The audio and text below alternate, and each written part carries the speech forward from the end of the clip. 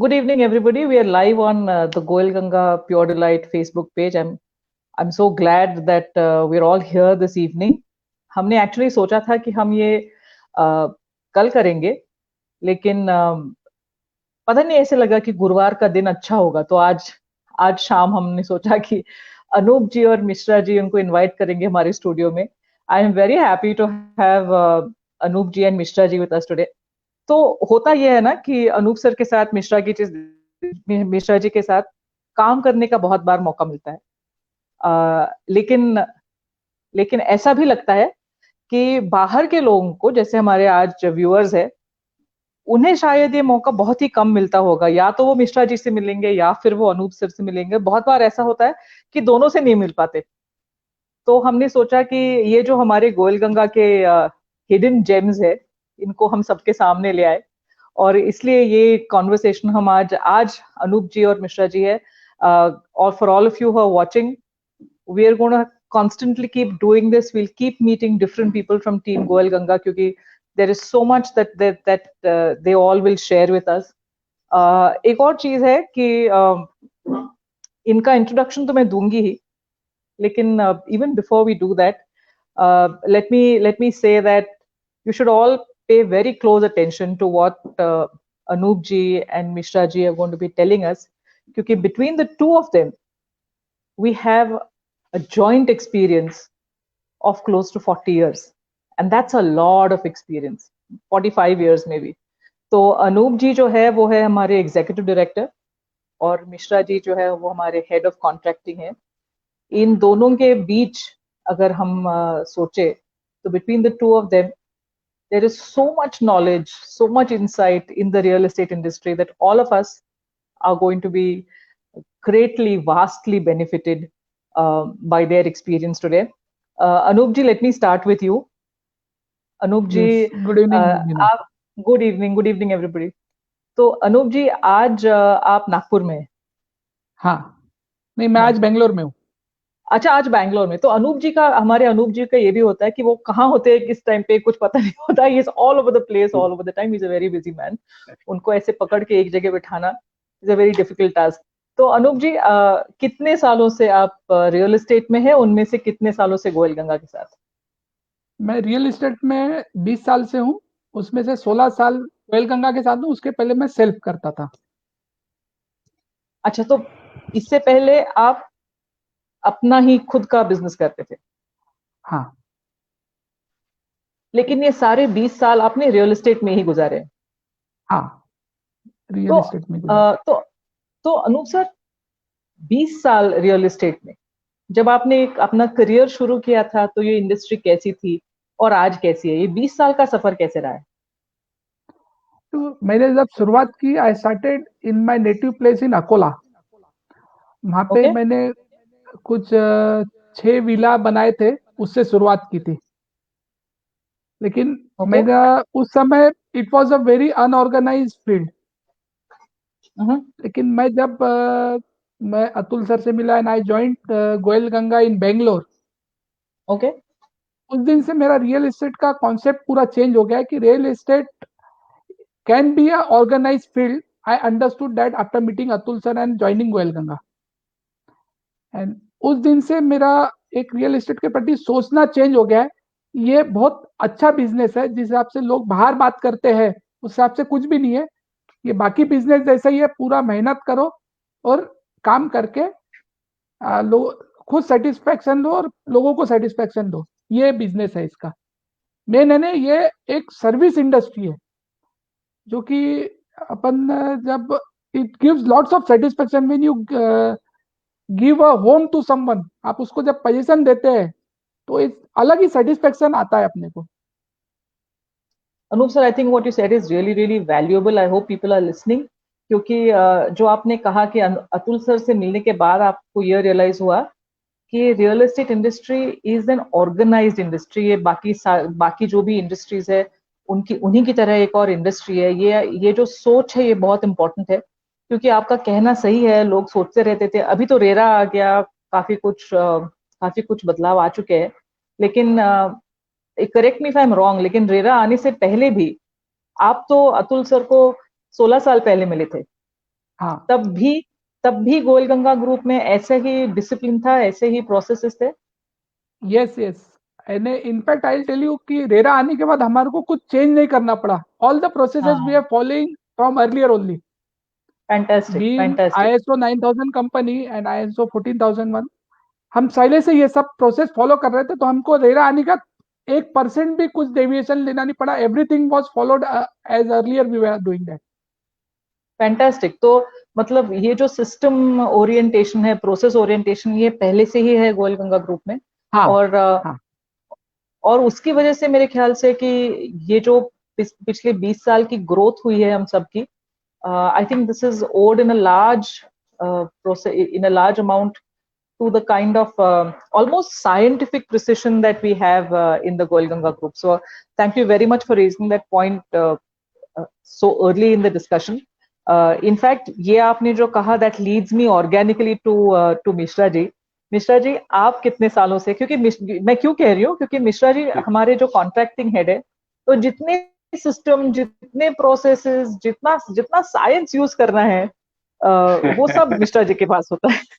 तो मिश्रा जी, आप कितने साल से हैं यहाँ पे? मैं 25 साल से गोयलंगा में हूँ। आप 25 साल से गोलगंगा ग्रुप में ही हो, इससे पहले? इससे पहले नहीं था, मैं फ्रेशर गोयलंगा में ज्वाइन किया था आफ्टर 20 मतलब ये आपका डिग्री फर्स्ट लेने। जॉब है? ये फर्स्ट जॉब है, और 20 सिविल इंजीनियरिंग करने के बाद मैंने फ्रेशर गोयलंगा में as a training engineer join किया था। तब से आज अच्छा, तक गोयलंगा में हूँ। From training engineer, junior engineer से लेके हेड HOD कॉन्ट्रैक्टिंग तक गोयलंगा में हूँ। इसका जो रियल एस्टेट का जो महत्व है वो एक अलग ही महत्व है। जैसा आपने बोला कि आज से 20 साल या 25 साल पहले क्या सिस्टम था, तो उस समय सिस्टम एक मैनुअली हुआ करता था।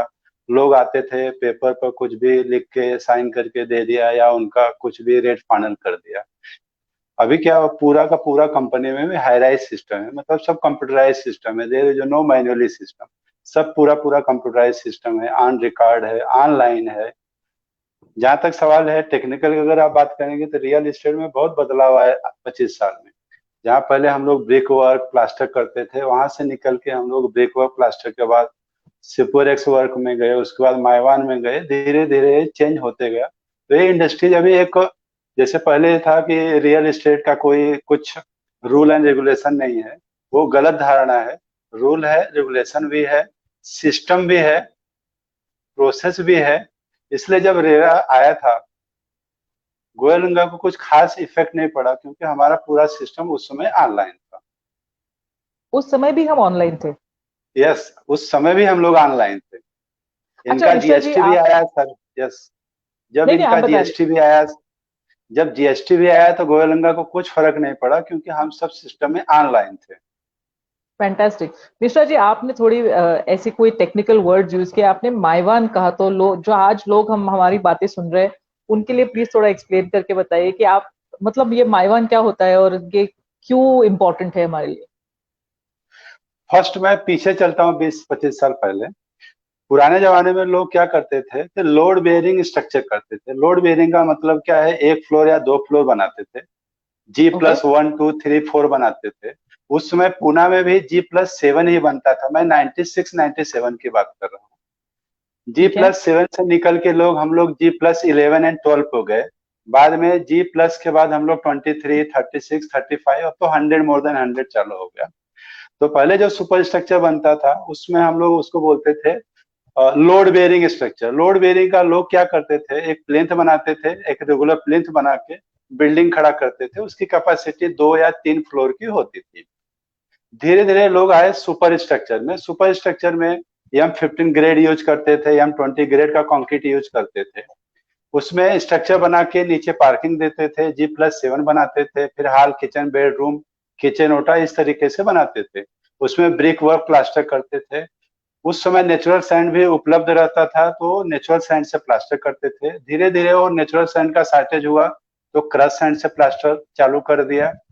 G+7 मतलब पहले हम लोग जो प्लाट में बिल्डिंग बनाते थे, ऐसा हॉरिजॉन्टल बिल्डिंग बनाते थे। अगर 1-2 एकड़ है तो नंबर ऑफ बिल्डिंग खड़ा करते थे, G+3 G+4 G+5। अब बिल्डिंग वर्टिकल खड़ा करते हैं, G+7, 10, 20, 25, 35 एज पर site condition and plot area. मैंने एक माइवान का शब्द क्या होता है, अलुफॉर्म है। अलुफॉर्म में क्या होता है कि जब हम लोग कंक्रीट करते हैं एट ए टाइम पूरा फ्लोर का फ्लोर रेडी हो जाता है, उसमें 3 चीज रहती है, shuttering, steel work and concrete work. अगर हमने 7 दिन या 8 दिन में पूरा शटरिंग एल्युमिनियम फॉर्म का कर दिया, स्टील का काम कर दिया पहले, उसके बाद शटरिंग का काम किया, उसके बाद कंक्रीट कर दिया, तो आफ्टर 7 या आफ्टर 8 डेज के बाद वो पूरा का पूरा फ्लोर रेडी हो जाता, कंप्लीट हो जाता। उसमें टेक्निकल फायदा क्या होता है कि जब हम लोग आरसीसी करते थे और ब्रिक वर्क प्लास्टर करते थे, आरसीसी एंड ब्रिक वर्क में ज्वाइंट आता था, क्रैक्स डेवलपमेंट होता था। जैसे अभी आपका खुद का घर है, आपके घर में भी क्रैक्स आते होंगे due to temperature, due to workmanship, due to percentage of silt in sand, कुछ भी हो सकता है। लेकिन अभी जो हम लोग बना रहे हैं गोयलगंगा में एट प्रेजेंट, गंगा धाम है, गंगा लेजेंड है, गंगा ग्लिट्स है, गंगा अल्टस है, गंगा सैटेलाइट टावर है, हम लोग जो बना रहे हैं 100% आरसीसी बना रहे हैं। There is no brick work and there is no Siporex block and there is no crack. जब हम लोग होमोजीनियस आरसीसी बनाते हैं तो उसमें 1 भी % क्रैक का चांस नहीं रहता है। और इसका सबसे बड़ा फायदा है, इसका सबसे बड़ा फायदा है, अगर किसी ने गुजरात का अर्थक्वेक देखा रहेगा जो 2000 जनवरी में आया था, उस समय पूरी बिल्डिंग गिर गई थी, खाली अगर बचा था तो लिफ्ट ही बचा था जो 100% आरसीसी था। ओके, हम लोग वही पूरा बिल्डिंग बना रहे हैं, मतलब 100% we are giving RCC. There is no any brick work, there is no any plaster, there is no any cracks, no superex work, no brick work, no block work। तो ये टेक्नोलॉजी अभी success है, चल रही है। हमने कई 100 flat position दिया और हमने तो 25 साल में कम से कम मोर देन 10,000 फ्लैट तो मैंने पोजीशन दिया हुआ है। हमने कई प्रोजेक्ट कंप्लीट किए। I want people who are watching us to pay very close attention to these things, क्योंकि जो लोग कह सकते हैं कि 10,000 फ्लैट के मैंने पोजीशन खुद दिए अपने हाथ से, 10,000, इट्स अ ह्यूज नंबर। सो वो एक जो फीलिंग आती है, जो एक फीलिंग आती है कि मैंने ये फ्लैट दिया हूँ, उनके बच्चे उस बिल्डिंग में रहते हैं, गार्डन में जाते हैं, चिल्ड्रन पार्क में जाते हैं, स्विमिंग पूल में जाते हैं, जिम में जाते हैं, पाथवे पर जाते हैं, गेट के पास खड़े होके देखते हैं, तो जो एक फीलिंग आती है वो प्योर डिलाइट का मजा आता है। I want everybody to pay attention to this, क्योंकि ये जो है ना, ये जो दिल से बात निकलती है 10,000 फ्लैट देने के बाद। देखिए, हम हमेशा सोचते हैं कि रियल एस्टेट खरीदना है मतलब एक घर खरीदना होता है, लेकिन उसके पीछे की भावना जो होती है, जो मिश्रा जी ने अभी बताया, इतना पैशन जाता है उसको क्रिएट करने में, इतनी सोच चली जाती है। और जब आप वो हैंड ओवर करते हैं, तो वो हैंड ओवर करने के बाद जो एक महसूस होती है, एक इमोशन है कि लोग इसमें एक्चुअली रह रहे हैं, उनके बच्चे वहां पर खेल रहे हैं, उनके बच्चे वहां पर बड़े हो रहे हैं। I think that's what real estate is really all about. मतलब Noop sir, please correct me if I am wrong, लेकिन रियल एस्टेट का सही मजा यही है ना? Correct. I will just give you one example. मैं यहाँ पे बेंगलोर में हमारी सोसाइटी में रहता हूँ, गंगा चेल्सटन में, which we have build and we have sold it. So जब मैं रहने आने वाला था, हर लोग, अरे यार तुमने बनाई हुई सोसाइटी में क्यों जा रहा है, इतने प्रॉब्लम्स होंगे। मतलब कोई प्रॉब्लम नहीं होंगे, हमने बनाई है, हमने डिलीवरी दी, हमको पता है कोई प्रॉब्लम नहीं है। I am living happily here from last 10 years।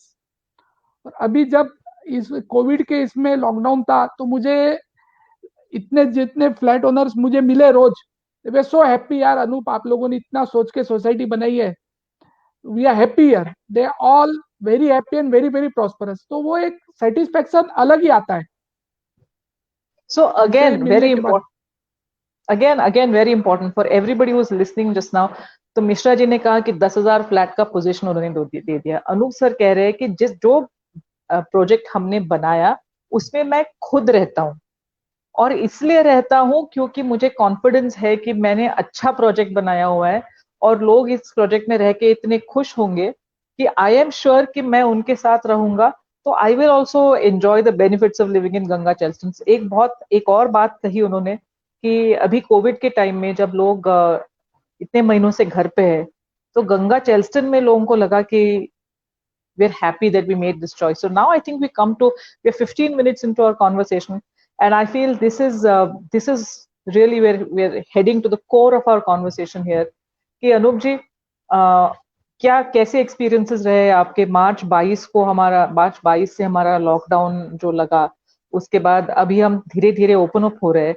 Open up by the grace of God अच्छे से होगा, लेकिन पिछले 4-4.5 महीने का आपका अनुभव कैसा रहा?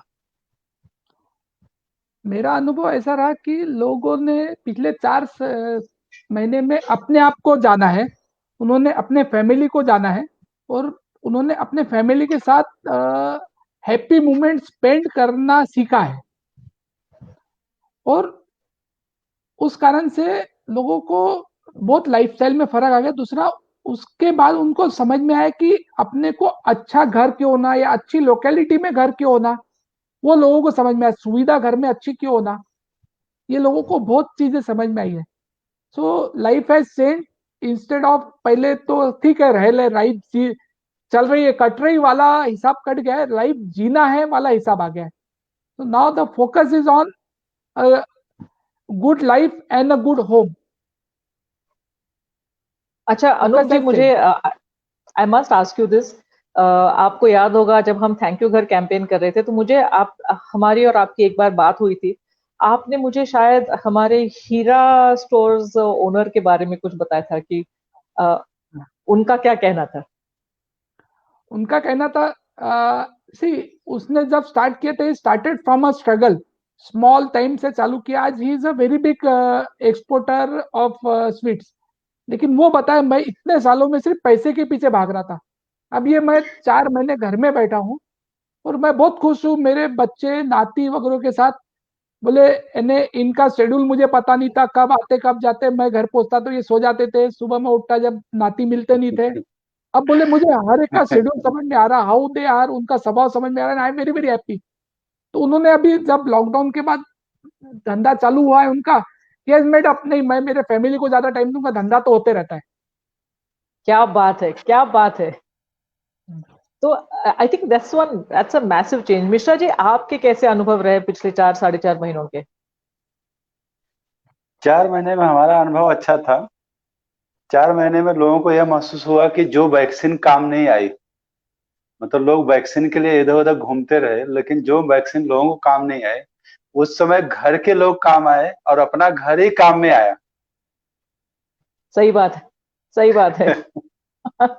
सही बात है, आपने बहुत सही बात कही. क्योंकि हाँ, अगर सोचते हैं तो यही तो हुआ कि ऑफिस जाना बंद हुआ, कहीं मॉल सब बंद थे, सब कुछ बंद था, लेकिन घर में जो सिक्योरिटी मिली, जो जो सुरक्षा मिली, I think that has been our biggest learning. I can also share my own experience कि मेरा बेटा बाहर था पढ़ने के लिए. वो जब घर आया तो ये लगा कि चलो बच्चा वापस आया, अपने घर पे आया. वरना इतने सालों से बड़े बड़े सपने थे कि बच्चा बाहर चला जाएगा, बाहर पढ़ाई करेगा, लेकिन जब एक्चुअल चैलेंजिंग टाइम्स आए तो बच्चा घर आया, यही सबसे बड़ी चीज थी.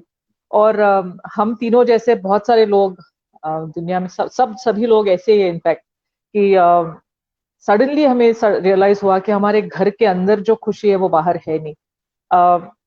लेकिन घर और अपना घर, इसमें जो थोड़ा सा अंतर है, वो एक बहुत महत्वपूर्ण अंतर है.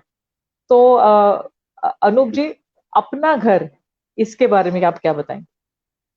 देखो, मैं पहले एक आपको बताना चाहता हूँ. सदियों पहले किसी ने तो भी कहा था कि घर एक मंदिर है, और आज वही मंदिर अपने को ढाल बन के काम में आया है इस कोविड सिचुएशन में. तो अपना घर जो है ना, अपना घर, हर एक को सपना है कि मेरा अपना घर होना चाहिए.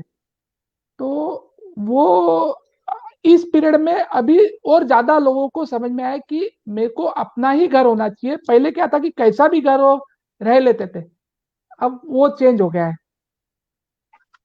Mishra ji, yes madam. अपना घर क्यों होना चाहिए?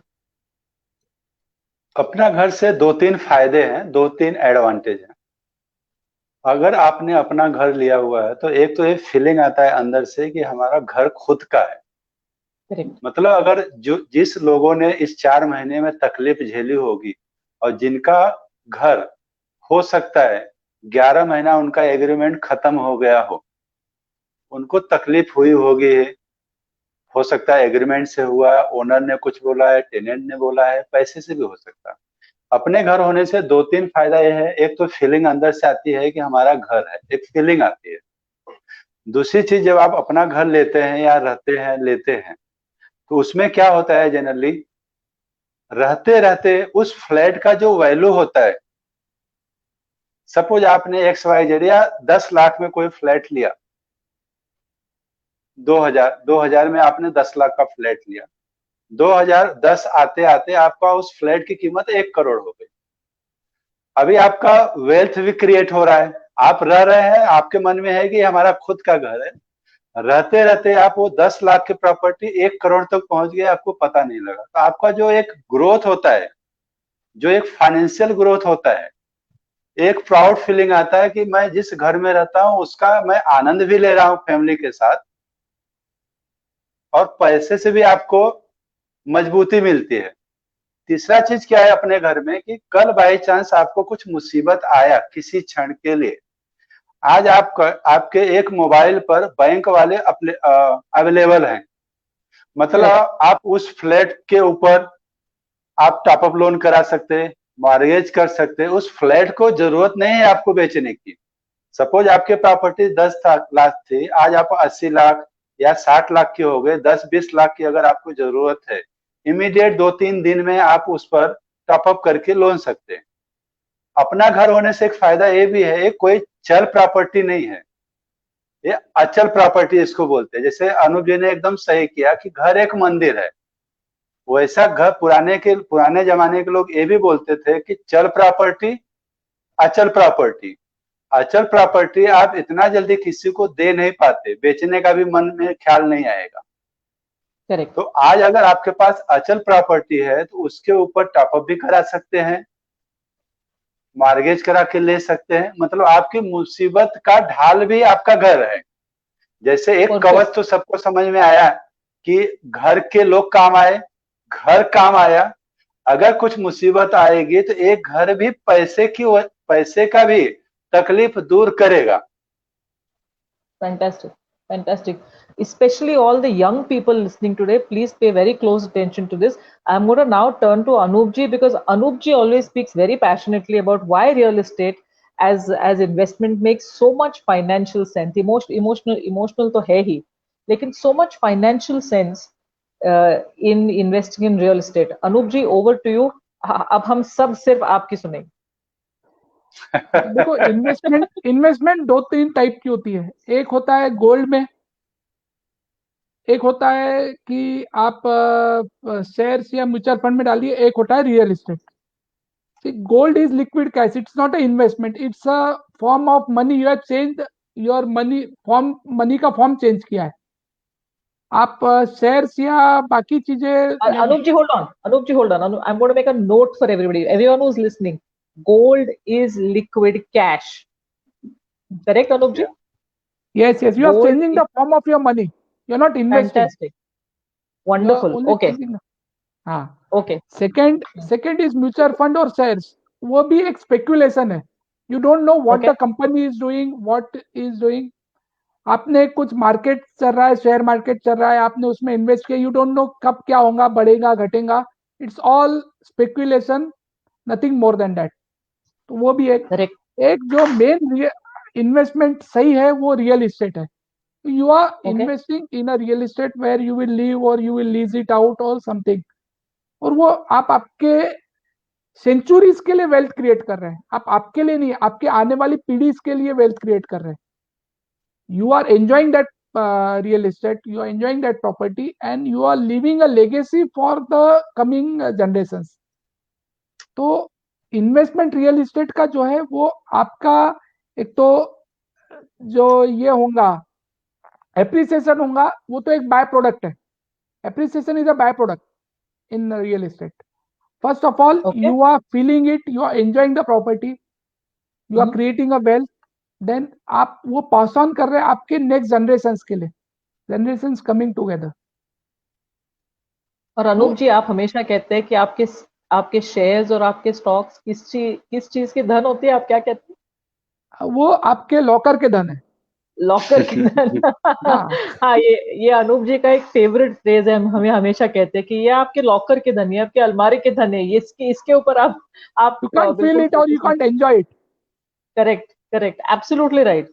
एंड ये जो आज का माहौल बन गया है, सडनली ट्रैवल खत्म हो गया, तो मुझे इनफैक्ट आप दोनों से ये बात करनी थी। We are already 25-26 minutes into our conversation, we have just about 10 और 15 मिनट्स लेफ्ट।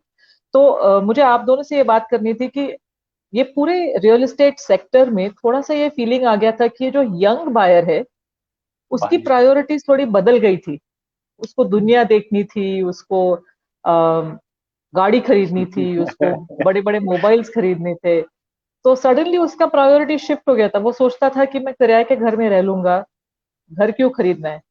तो आज जब ये कोविड सडनली आ गया दुनिया में, आप खास करके जो यंग बायर्स है, फर्स्ट होम बायर्स है, उनके बारे में और उनके लिए आपकी सलाह क्या होगी आप दोनों की? मिश्रा जी, आपसे शुरू करते हैं कि ये जो यंग बायर है, जो पहली बार आप अच्छा, पहले आपसे पूछते हैं मिश्रा जी, पहला घर आपने कब खरीदा था?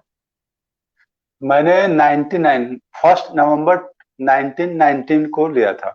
1999 को विमान नगर में एक हॉल किचन लिया था। अच्छा उसके बाद मिश्रा जी, हमारा आप। फ्लैट लेने का सिलसिला चालू हो गया। हाँ जी, ये सिलसिला सुनाइए आप, ये बहुत ही इंटरेस्टिंग सिलसिला है। उसके बाद मैंने कई फ्लैट लिए। हाँ। तो और उस समय जब एक बार हमारा हौसला बढ़ गया तो मैंने उसके बाद कई फ्लैट लिए, रेंट पर दिए। रेंट आता है, लेकिन एक बार जब आदमी को इसका ये लग जाता है, चस्का लग जाता है रियल एस्टेट का। और रियल एस्टेट हर तरीके से फायदा देता है। रियल एस्टेट कैसा है कि थोड़ा रियल एस्टेट में आपको टाइम देना चाहिए। जैसे नए जनरेशन है, आपने एकदम सही चीज का, लोगों को जरूरत है रोटी, कपड़ा और मकान। हाँ जी। पहले लोग क्या करते थे, रोटी और कपड़ा को तो प्रायोरिटी देते थे, मकान में वो सोचते थे कि ले लूंगा, बना लूंगा, खरीद लूंगा, किधर जा रहा है। वो धारणा अभी बदल रही है और बदलना भी चाहिए। जो यंग लोग हैं, उनका जो एक पहले एंजॉय करने का तरीका रहता है कि शादी हुई है, पहले मैं वर्ल्ड टूर पर जाऊंगा, जाना चाहिए या कार ले लेंगे। उनको हमारा यही सलाह है कि उनको पहले कहीं भी एक, जिस एरिया में, जिस बजट में, जिस लोकेशन में उनको बैठता है, एक प्रायोरिटी टू प्रॉपर्टी को देना चाहिए। प्रायोरिटी टू प्रॉपर्टी को देना चाहिए, प्रॉपर्टी खुद का लेना चाहिए। उसके बाद वो जिंदगी भर टूर पर जा सकते हैं, कार ले सकते हैं। अदरवाइज क्या बोलेंगे, मैं ये फ्लैट ले रहा था, ले नहीं पाया। लिया रहता तो आज उस घर में हमारी फैमिली रहती थी, हमारे लोग रहते थे। क्योंकि अगर एक बार फ्लैट हाथ से चला गया, लोकेशन हाथ से चला गया, तो आदमी को सोच के अलावा कुछ नहीं रहता। तो आई नया थिंक वेरी जनरेशन है, इम्पोर्टेंट। उनको हमारा यही सलाह है कि उनको फर्स्ट प्रायोरिटी टू प्रॉपर्टी को देना चाहिए, एंड सेकंड प्रायोरिटी उनका जो वर्ल्ड टूर है या जो उनका पर्सनल एंजॉय करना है उस पर देना चाहिए। ये सौदा अगेन आई थिंक कभी भी वेरी इम्पोर्टेंट। नुकसान का नहीं है। और अच्छा। इस और सौदे में टाइम देना चाहिए। टाइम इसलिए देना चाहिए कि कोई भी चीज अगर आपने लिया है, जैसे अनुप जी ने एकदम सही बोला, आज लोगों को लग रहा है सोने का कीमत 50,000 रुपया तोला या 10 ग्राम। 10 ग्राम का अगर कीमत 50,000 है, किसी ने अगर आज 56 से है 10 सर, साल पहले 56 है सर। इसका वो 50 अनुप जी का। बताएंगे रेट। सोने का भाव हमें नहीं मालूम है, हमें फ्लैट का भाव मालूम है। तो जब लोग फ्लैट में इन्वेस्ट करते हैं तो उनको थोड़ा सब्र करना चाहिए। क्योंकि जिस तरीके से साल में 3 सीजन आते हैं, उसी तरीके से रियल एस्टेट में उतार चढ़ाव आते हैं। इसमें अगर आपने समय दिया तो उसका फल बहुत अच्छी तरीके से मिलता है। जैसे किसी ने बहुत कुछ अति अति सुंदर लिखा है कि धीरे धीरे रे मना, धीरे धीरे रे मना, धीरे सब कुछ होय। धीरे धीरे रे मना, धीरे सब कुछ होय। माली सींचे 100 घड़ा, माली सींचे 100 घड़ा, फल आए ऋतु होए। आपको फल तभी मिलेगा अगर आपने सोचा कि मैंने पेड़ लगाया है और उसमें 100 घड़ा आज पानी डाल दिया, तो क्या आपको लगता है कि वो कल जो पेड़ है लगाया हुआ है, आपको लगता है कि कल फल मिलने वाला? नहीं मिलने वाला है।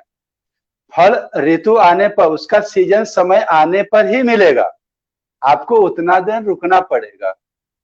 तो जो भी अगर इस फील्ड में इंटरेस्टेड है, इन्वेस्ट करते हैं, उनको समय देना ही पड़ेगा, लेकिन नुकसान कभी भी नहीं होगा, ये हमारी गारंटी, क्योंकि मैंने कई जगह इन्वेस्टमेंट किया है, उसका उसका अच्छा खासा अनुभव है, पर्सनल अनुभव है। Fantastic. I think it's a very important thing that Mishra ji just said. धीरे धीरे रे मना, धीरे सब कुछ होए, माली सींचे 100 घड़ा, फल आए रुत होए। तो ये जो उन्होंने बात हमें सुनाई, ये हम सबको आई थिंक आत्मसात करनी चाहिए। अनूप जी, आपका ये जो पर्सपेक्टिव है कि हमारा प्रायोरिटी नंबर 1 हम सबका हम सबका हो गया, 20-25 साल हम लोगों ने करियर्स अपने कर लिए हैं, लेकिन जो अभी अभी लोग उनके करियर्स शुरू कर रहे हैं, मिश्रा जी कह रहे हैं कि उनकी प्रायोरिटी नंबर 1 प्रॉपर्टी होनी चाहिए। आपको क्या लगता है? अभी जो प्रायोरिटी नंबर 1 होना चाहिए आफ्टर दिस पैंडेमिक इज घर होना चाहिए, क्योंकि आज जो रेट ऑफ इंटरेस्ट है वो एकदम लोएस्ट है। 2005-2006 में जो थे वो रेट ऑफ इंटरेस्ट आ गए, तो this is the right time to buy. Secondly, market में एंड यूजर ही है, तो रेट भी बहुत रीजनेबल है। रेट जो है वो बहुत रीजनेबल है। अभी रेट बढ़ने का अभी शुरुआत होने वाली है, रेट बढ़ने की। आई थिंक अच्छा by Anoop Diwali ji, the rates will increase, start Anoop increasing. जी, we talk about rate in just a minute, लेकिन आपने जो रेट ऑफ इंटरेस्ट के बारे में बात की ना, क्या है, हम लोग दिन रात रियल एस्टेट में काम करते रहते हैं, तो हम ये रेट ऑफ इंटरेस्ट समझ जाते हैं, लेकिन I will take 2 minutes of your time. I want you to explain for just 2 minutes कि रेट ऑफ इंटरेस्ट क्या है, वो कम होने से हमें क्या फायदा होता है, लोगों को अभी कम रेट ऑफ इंटरेस्ट के क्या क्या बेनिफिट्स है। People would love to learn from you. See I tell you, अभी रेट ऑफ इंटरेस्ट पहले जो था, 1 साल पहले it was 10 to 11% for home loan, अभी आज 7% हो गया। तो आज मेरे सैलरी के हिसाब से अगर मेरी एलिजिबिलिटी 50 lakhs थी, it has gone up to 65 lakhs within the same EMI। अगर मेरा अच्छा 30,000 रुपए, अनूप सर, नहीं समझी मैं नहीं समझी, आप मुझे फिर से समझाइए। एलिजिबिलिटी मतलब मेरी लोन की एलिजिबिलिटी? हाँ, लोन लेने की मेरी कैपेसिटी, मेरे को जो लोन बैंक देंगी, हाँ अगर जी, मेरे हाँ को जी। पहले 50 लाख रुपए देती थी वो मेरे सैलरी पे, तो आज वो 65 लाख रुपए तक लोन दे सकती, तो मैं 2 BHK की सेम जगह 3 सैलरी, BHK पे जा सकता हूँ। सेम सैलरी पे। सेम सैलरी पे मैं जा सकता हूँ, सेम EMI मेरे को पे करना है, लेकिन रेट ऑफ इंटरेस्ट कम होने से मेरा लोन लेने की कैपेसिटी बढ़ गई है। कैपेसिटी बढ़ गई तो मैं एक बड़े फ्लैट के लिए जा सकता हूँ, या एक अच्छे बिल्डर के फ्लैट में जा सकता हूँ, वो मेरा फायदा हो गया है। और ये जो है, और रेट भी आज मार्केट में एंड यूजर होने से रेट भी रिजनेबल है, जो कि दिवाली के बाद बढ़ने के चांसेस है। इसलिए मेरा सबको, जो specially first time home buyers है, उनको ये सलाह है कि this is the right time to buy a home for themselves, because घर ही काम में आता है सबसे पहले, बाकी सब चीजें तो होते रहेंगी जिंदगी में। अमेजिंग। तो I will just recap what you just said Anup ji, क्योंकि ये बहुत महत्वपूर्ण बात कही है आपने कि मेरी सैलरी, क्योंकि आज का माहौल ऐसा हो गया कि लोगों को लगता है कि मेरी सैलरी इस साल शायद इंक्रीमेंट मिलेगा नहीं, इस साल शायद बोनस मिलेगा नहीं, लेकिन आप कह रहे हैं कि मेरी जितनी सैलरी है आज, जो भी मेरी सैलरी है, उसी सैलरी में मुझे पिछले साल 50 लाख का अगर लोन मिलता था, तो इस साल मुझे 65 लाख का लोन मिलेगा और मेरा EMI वही रहेगा। ये सारा करेक्ट। खेल रेट ऑफ इंटरेस्ट का है। तो मतलब हम जैसे लोग जो रेट ऑफ इंटरेस्ट समझते नहीं है, उनको आपने समझाया है कि मेरा EMI वही रहेगा, मेरी लोन एलिजिबिलिटी ज्यादा होगी, इसका मतलब कि मैं बेहतर घर खरीद सकती हूँ, मैं बड़ा घर खरीद सकती हूँ और अच्छे डेवलपर के यहाँ जाके घर खरीद सकती हूँ, सिर्फ और सिर्फ रेट ऑफ इंटरेस्ट का फायदा लेके। तो हाँ, ये सही समझ है मेरी? बिल्कुल सही है, बिल्कुल सही है। Okay, fantastic. तो हमने जो अब तक बात की है अनूप जी की, ये बहुत ही, आप 20 साल गोलगंगा ग्रुप के साथ है, तो आपका खुद का जो एक्सपीरियंस रहा है, जैसे मिश्रा जी ने कहा कि उन्होंने पहली प्रॉपर्टी 99 में खरीद ली, आपकी पर्सनल जर्नी कैसे रही है, उसमें से कुछ इंटरेस्टिंग बातें आप जरूर बताइएगा। तो मैंने गोयल गंगा में मेरा करियर चालू किया है 2004 एंड में इन बेंगलोर में हमने 3 प्रोजेक्ट अभी तक सक्सेसफुली कंप्लीट किए और 2 प्रोजेक्ट पे काम चल रहा है हमारा। और from 2012 I started Nagpur operations also under the guidance of Atul sir. तो नागपुर में भी एक बहुत अच्छा अनुभव आया मुझे, अलग चैलेंजेस आए एंड एवरीथिंग मेरे को मैनेजमेंट का सपोर्ट के कारण मैं हर चीज चैलेंज फेस करके हम निकले। मेरा जो उसमें एक बहुत बड़ा मेमोरेबल मोमेंट है कि एक हमारा बहुत बड़ा लिटिगेशन चल रहा था नागपुर में। It was for 4.5 years in Supreme Court and we were all tense. They were all where सब बाजार में लोगों ने नेगेटिविटी फैला के रखी थी। It is a commercial project in Nagpur. लेकिन जिस दिन हम कॉन्फिडेंट है कि भाई ये प्रोजेक्ट अपने को करना है, और अतुल सर, बड़े सर, अमित सर मुझे रेगुलर बोलते थे, अनूप कोई टेंशन नहीं, अच्छे से होगा प्रोजेक्ट और वी आर लीगली करेक्ट। लेकिन रोज टेंशन रहता था, रात को नींद नहीं आती थी। जिस दिन हमारा रिजल्ट आया वो सुप्रीम कोर्ट का, that was the memorable day for me in my life, कि आज वो हमने इतने साल की मेहनत हमारी सफल हुई और we were correct and true, हम प्रूव हुए। जो लोग हमारे को मार्केट में उल्टा सीधा बोलते थे और सब चीज होती थी, वो सबसे उसको सबको फुल स्टॉप मिल गया एंड वो एक बहुत ही अच्छा मोमेंट आज भी मुझे याद है। So Anup sir, I thank you very much, आपने बहुत कैंडिडली ये बात शेयर करी है और मुझे बहुत अच्छा लगा कि आपने ये बात करी एक्चुअली, क्योंकि ये जो एक अगेन फीलिंग और पैशन है रियल एस्टेट का, बाहर से लोगों को ये दिखाई नहीं देता। कितने चैलेंजेस है, कितना क्या कुछ नहीं करना पड़ता, कितना स्ट्रगल करना पड़ता है एक अच्छा प्रोजेक्ट डेवलप करने में। आप नागपुर में सेंट्रल इंडिया का सबसे बड़ा कमर्शियल प्रोजेक्ट डेवलप कर रहे हैं, और वो करते समय आपने इतना सब कुछ उसमें लगा दिया है, इतनी जान लगाई, इतनी मेहनत करी है। So I feel this is also something that our people need to know. I think people who are listening to us need to see that there is a lot of hard work that goes into real estate.